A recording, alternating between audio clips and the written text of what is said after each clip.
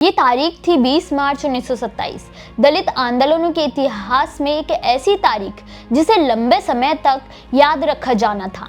महाराष्ट्र के रायगढ़ जिले के महाड़ में हजारों की संख्या में चावदार तालाब के किनारे लोग इकट्ठा हुए थे। इस भीड़ का नेतृत्व कर रहे थे दलितों के मसीहा बाबा साहेब डॉक्टर भीमराव अंबेडकर। बाबा साहेब ने सदियों पुरानी रूढ़िवादी जात पात के भेदभाव के खिलाफ आवाज बुलंद करते हुए सवर्णों के लिए बनाए गए चावदार तालाब से पानी पिया, जिसके बाद एक वहां मौजूद हर एक शख्स ने तालाब का पानी पीकर ये घोषणा कर दी थी कि नदी तालाब किसी की जागीर नहीं है, वो सार्वजनिक है, सबके लिए है। यह आंदोलन था महाड़ सत्याग्रह, जिसे चावदार सत्याग्रह भी कहा गया। लेकिन ये आंदोलन केवल यहीं खत्म नहीं हुआ। सवर्णों को बाबा साहेब की इस हिम्मत ब्राह्मणवादी विचारधारा की नींव हिलाने वाली लगी, जिसके कारण दलितों की प्रताड़ना और बढ़ गई। लेकिन बाबा साहेब अब पीछे हटने वाले नहीं थे। ये लड़ाई अब सामाजिक नहीं, कानूनी होने वाली थी। अपने इस वीडियो में आज हम चावदार तालाब से जुड़े उस मुकदमे के बारे में जानेंगे जिसे 10 सालों तक बाबा साहेब लड़ते रहे थे। नमस्कार, मेरा नाम है मोहिनी और आप देख रहे हैं भीम सेना। इस सत्याग्रह के करीब 10 सालों के बाद बॉम्बे हाई कोर्ट की अदालत में फिर से भीड़ जमा हुई थी। लेकिन इस बार भीड़ किसी आंदोलन के लिए नहीं, बल्कि उस शख्स के लिए खड़ी हुई जो आजीवन दलितों और वंचितों के हक के लिए लड़ रहा था। बाबा साहेब अंबेडकर यह एक आंदोलनकारी नहीं बल्कि एक वकील थे और सामने थे सड़ चुकी रूढ़िवादी व्यवस्था को जबरन बनाए रखने की कोशिश करने वाले सवर्ण और ब्राह्मण। ये मुकदमा खुद बाबा साहेब पर ही था और वकील भी वो स्वयं ही थे। साल 1927 में जातिगत भेदभाव को दूर करने के लिए बंबई विधान परिषद ने एसके बोले की अध्यक्षता में एक नियम लागू किया, जिसके मुताबिक ब्रिटिश सरकार जिन भी तालाबों और सार्वजनिक स्थानों का संचालन करती है, अब से उसका इस्तेमाल बिना किसी भेदभाव के समाज का हर व्यक्ति कर सकता है। प्रस्ताव के पास होने के बाद महाराष्ट्र के अलग अलग नगर पालिका में प्रस्ताव को भेजा गया, जहां से लोगों की मिलीजुली प्रतिक्रिया सामने आई थी। लेकिन महाड़ नगर पालिका को यह प्रस्ताव मंजूर था, लेकिन शायद ये केवल हाथी के दांतों की तरह ही था। दिखाने के लिए सब ठीक था, लेकिन जमीनी स्तर पर इसका विरोध किया गया। सवर्ण चावदार तालाब का पानी किसी कीमत पर दलितों को छूने तक नहीं देना चाहते थे। लेकिन जब बाबा साहेब और दलितों ने पानी को पिया तो अफवाह फैलाई गई कि दलितों ने पानी को दूषित कर दिया। नतीजा, सैकड़ों सवर्णों ने दलितों पर हमला कर दिया। कई दिनों तक ये चलता रहा।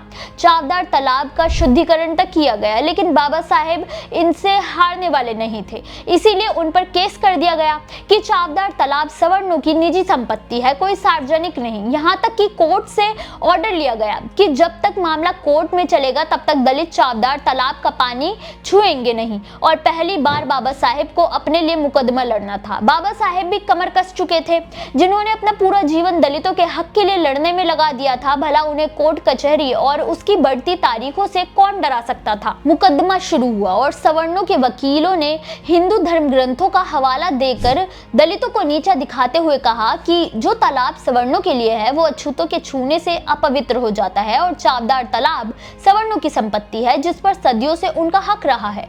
बाबा साहेब ने अछूतों के साथ उसे छूकर दूषित किया है, जो सवर्णों की भावनाओं को ठेस पहुंचाने वाली हरकत थी। अब बारी थी बाबा साहेब की दलीलों की। बाबा साहेब ने कोई इधर उधर की बातें किए बिना कुछ दस्तावेज सामने रखे और बोलना शुरू किया।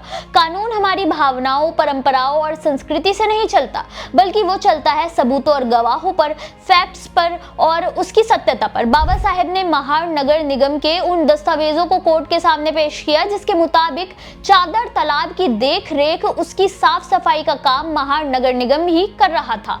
यानी कि सरकारी खर्चों पर बाबा साहेब ने कहा कि सरकारी खर्चा कोई सरकार अपनी जेब से लाती नहीं, ये आम लोगों का ही दिया हुआ पैसा है जो टैक्स के रूप में सरकार लेती है। जब तालाब की रखरखाव का काम जनता के पैसों से होता है तो वो सवर्णों की निजी संपत्ति कैसे हो गई? फिर तो वो सबके लिए होनी चाहिए, चाहे किसी भी धर्म का हो या किसी भी जाति का। तालाब का पानी सबके लिए होना चाहिए क्योंकि टैक्स तो सभी देते हैं। विरोधी वकीलों ने जिस धर्म की आड़ में तालाब के पानी को सवर्णों का कहा है वो मौलिक अधिकारों की रक्षा नहीं करता। इसीलिए धर्म नहीं बल्कि ऐसी कुप्रथा है जो जानवरों को तो तालाब छूने का हक देते हैं, लेकिन इंसानों को ही जाति के नाम पर अलग थलग कर दिया गया।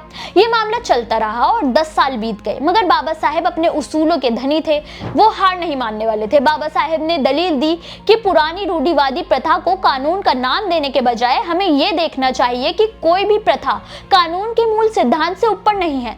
न्याय, समानता और शुद्ध अंतरात्मा से किया गया कार्य न्याय की दृष्टि में सभी समान है और कोई भी फैसला केवल परंपरा के नाम पर नहीं लिया जा सकता है। जो प्रथा जो इंसानों को जानवरों से भी बदतर समझे, उसे खत्म कर देना ही बेहतर है।